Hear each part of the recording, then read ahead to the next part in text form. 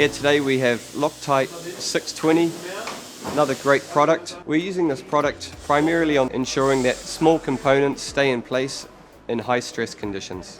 LOCTITE 620, an anaerobic retaining compound to bond bushes and sleeves into housings.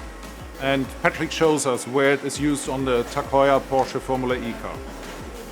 We use it here to bond in the bushes, in the uprights and in the wishbones. But I cannot show you the application because it's done in our pre-assembly workshop at home. But especially at the races we can rely on the stability of these parts.